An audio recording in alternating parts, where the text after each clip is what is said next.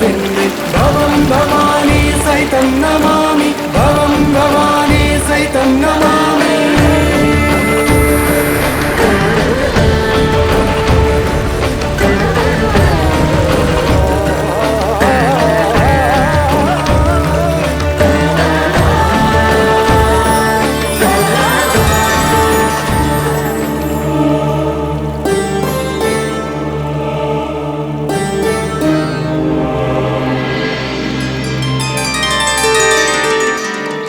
दीदी, दीदी देखो मुझे क्या मिला।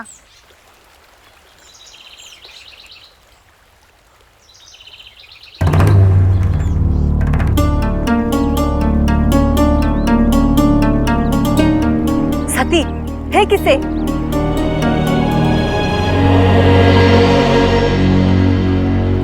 अरे पर क्यों? कितना सुंदर है। तू जानती भी है ये क्या है? ये रुद्राक्ष है। हमारे विरोधी मत के लोग पहनते हैं इसे। तो क्या हुआ? इसे रख लेने से मैं भी विरोधी मत की नहीं हो जाऊंगी। सती, रुद्राक्ष को स्पर्श करने भी हमारे लिए वर्जित है। यदि ऐसा होता तो पिताजी मुझे अवश्य बताते।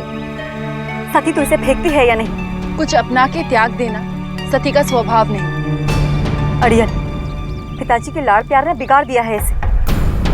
सती, हो सकता है पिताजी ने तुम्हें ये पहले ना बताया हो और इस कारण वो तुम्हें क्षमा भी कर दे, परंतु इसमें कोई संदेह नहीं कि तुम्हारी इस भूल से उन्हें कष्ट अवश्य होगा। अदिति, तुझे यहाँ रहकर इसके साथ समय नष्ट करना है तो कर। वहाँ पिताजी मूर्ति अभिषेक के लिए हमारी प्रतीक्षा कर रहे होंगे।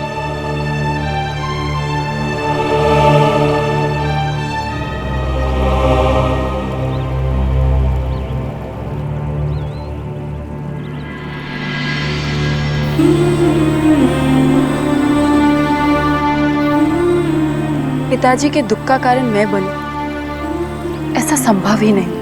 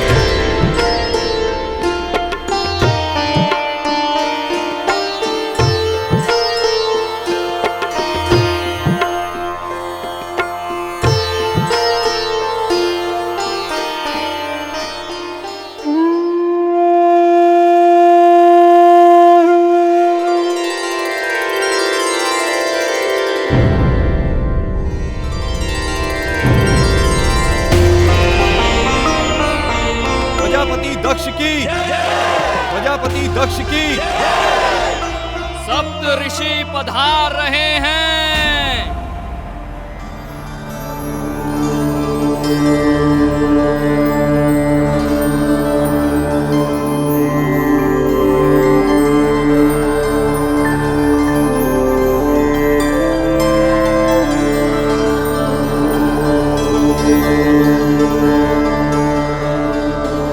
इस शुभ अवसर पर सप्त ऋषियों की उपस्थिति मेरे लिए सम्मान की बात है। मूर्ति के अनावरण की अनुमति दे मुनिवर। अनुमति है प्रजापति। आप अपने उद्देश्य में सफल हो।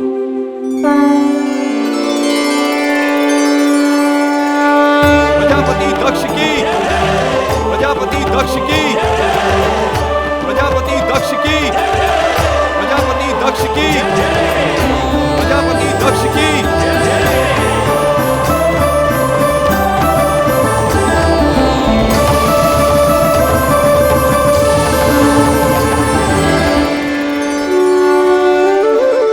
प्रजापति दक्ष की, प्रजापति दक्ष की, प्रजापति दक्ष की, प्रजापति दक्ष की, प्रजापति दक्ष की।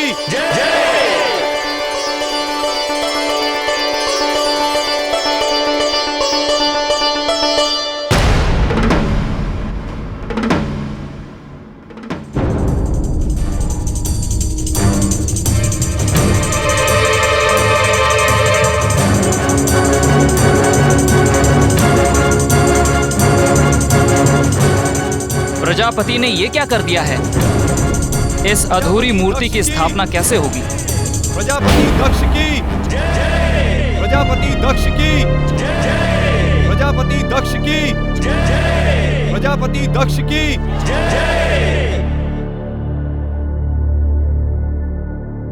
जीवित रहने के लिए भोग तो पशु पक्षी भी करते हैं।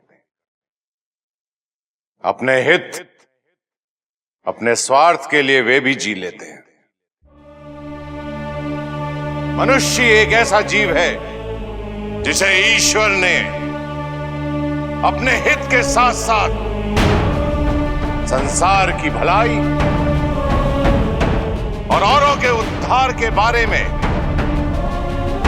चिंतन करने की क्षमता प्रदान की है। इसी कारण सभी विधि विधान, सामाजिक और निजी जीवन व्यतीत करने की हर रीति नीति, इसकी स्थापना करके मैंने इस सभ्यता की स्थापना की है। किंतु आज जो मैं कार्य संपन्न करने जा रहा हूं, वो मेरी कर्तव्य परायणता की पराकाष्ठा होगी। उस भव्य मंदिर का निर्माण और उसमें भगवान श्री विष्णु की मूर्ति की स्थापना, यह सदैव प्रतीक होगा हमारे मत का, हमारे विश्वास का, हमारी विचारधारा का और इस सत्य का, देवों में देव यदि कोई है तो वो भगवान श्री विष्णु है। केवल भगवान विष्णु ही पूजनीय है, केवल भगवान विष्णु ही दर्शनीय है, उसके अतिरिक्त और कोई नहीं। प्रजापति दक्ष की, प्रजापति दक्ष की, प्रजापति दक्ष की, प्रजापति दक्ष की, प्रजापति दक्ष की, प्रजापति दक्ष की, प्रजापति दक्ष की, प्रजापति दक्ष की। मूर्तिकार, तुमने बहुत सुंदर मूर्ति बनाई है। तुम्हारी कला और तुम्हारा समर्पण सराहनीय है।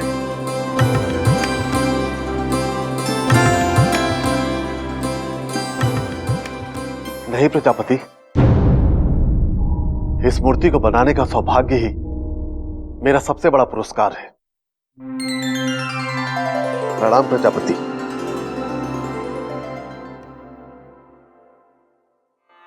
प्रजापति, मूर्ति के प्रस्थान का समय हो चुका है।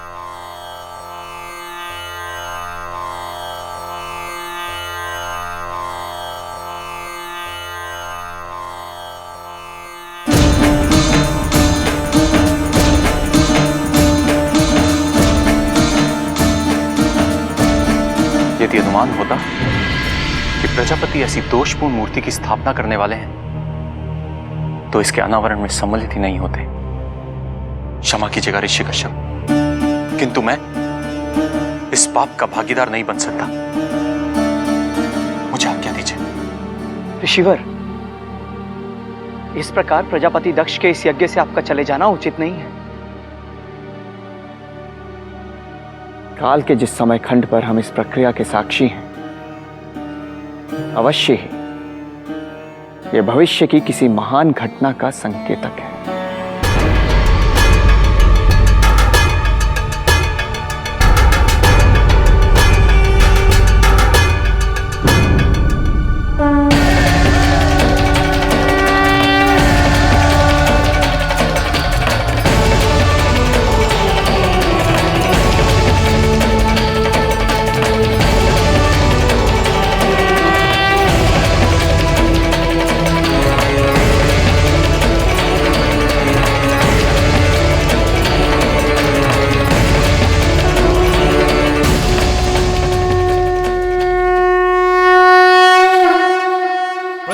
दक्ष की, भगवान विष्णु की, प्रजापति दक्ष की, भगवान विष्णु की, प्रजापति दक्ष की, भगवान विष्णु की, प्रजापति दक्ष की, भगवान विष्णु की, दक्ष की, प्रजापति दक्ष की।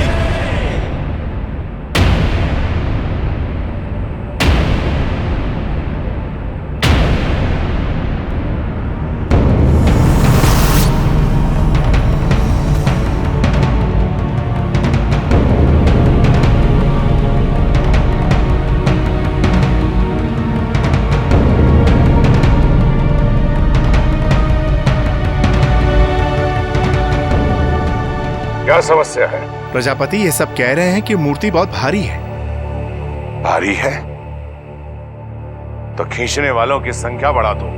जी प्रजापति।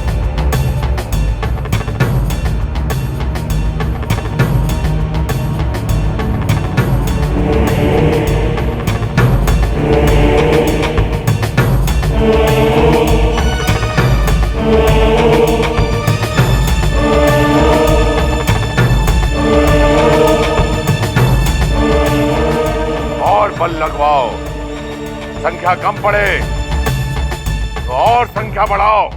जी प्रजापति।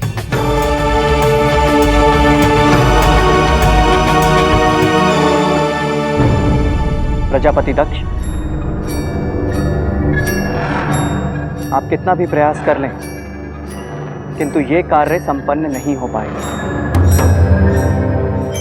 आप क्यों स्वीकार नहीं कर लेते कि भगवान विष्णु की यह मूर्ति अधूरी है, इसलिए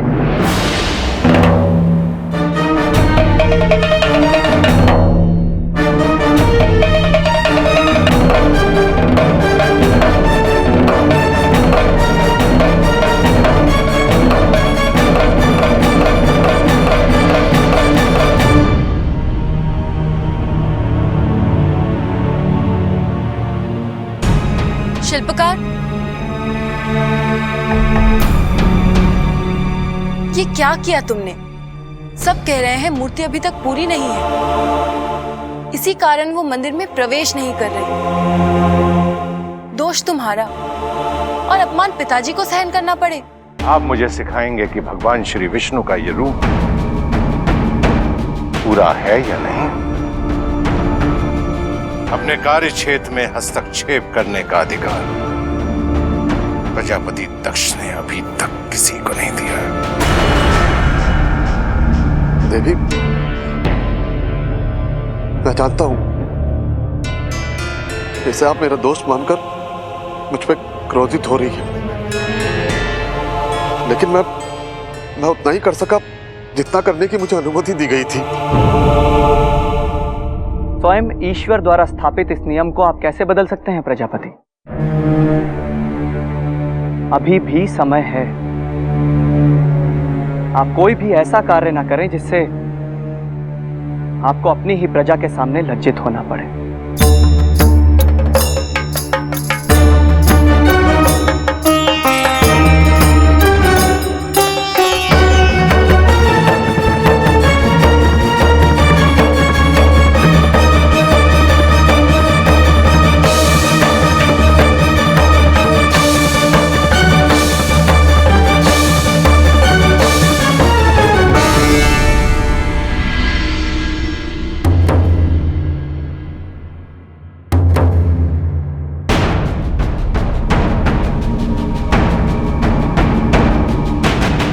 मूर्ति स्थापना में जो भी बाधाएं हैं उन्हें दूर करने के लिए विष्णु जी को और प्रसन्न करना होगा, और उसका एकमात्र उपाय है नारायण यज्ञ। प्रजापति जी, नारायण यज्ञ कोई साधारण यज्ञ नहीं है। इसकी सफलता के लिए हमें 108 प्रकार के फूलों की आवश्यकता होगी, विशेषकर पारिजात के फूलों की। लेकिन यहां कहां मिलेंगे पारिजात के फूल?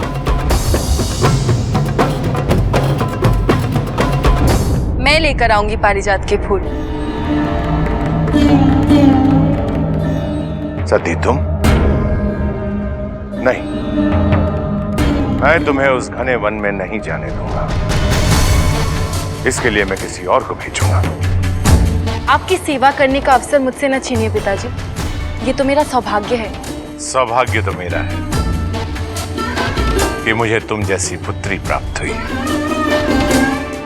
मेरे कारण तुम्हें तनिक भी कष्ट पहुंचे, इसके लिए मैं अपने आप को कभी क्षमा नहीं कर पाऊंगा। मुझे कुछ नहीं होगा, भगवान विष्णु मेरी रक्षा करेंगे। ताश्री, आप कतई चिंता ना करें, हम सब सती के साथ जाएंगे। आपकी सती को कुछ नहीं होगा, हमारा विश्वास कीजिए।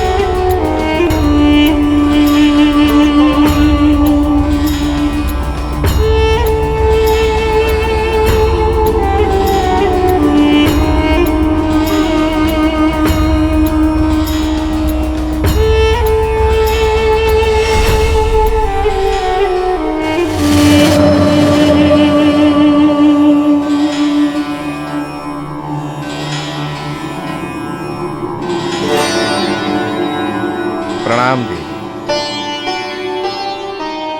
महर्षि दधीची के आश्रम में आपका स्वागत करता हूं। मैं दिशा भटक गई। दिशा भटकना ही दिशा को पाना है।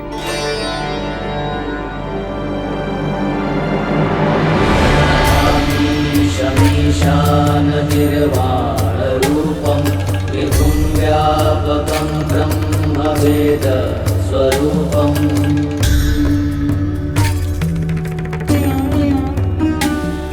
निराकारमोङ्कारमूलं तुरीयं गिराज्ञानगोतीतमीशं गिरीशम्। पहले कभी नहीं देखा ना किसी को यूं अपने शरीर पे भस्म मले रुद्राक्ष धारण किए। हम सबके जीवन का अंतशेष ये भस्म ही तो है, बस जो हमें कभी भूलने नहीं देता कि इस संसार में सब कुछ नश्वर है, स्वयं ये संसार भी। ऐसे संसार से फिर मोह कैसा? और ये बीज है रुद्राक्ष के। बीज कभी नहीं मुरझाते, कभी नहीं मरते, वो तो जीवनदायी है, आत्मा की तरह। इस सत्य से हम कभी दूर न हो, इसीलिए हम रुद्राक्ष बीज की माला धारण करते हैं।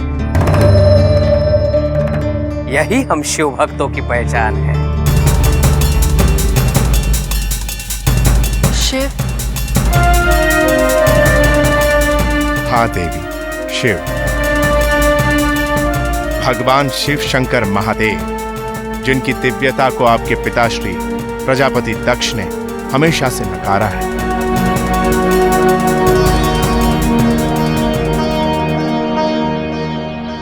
हमें लौटना होगा। हमारी बहनें हमें ढूंढ रही होंगी, चिंतित हो रही होंगी कि हम कहीं खो तो नहीं गए। पारिजात फूल की खोज में आपका यहाँ तक आना पहले से ही निश्चित था, दक्ष पुत्री सती।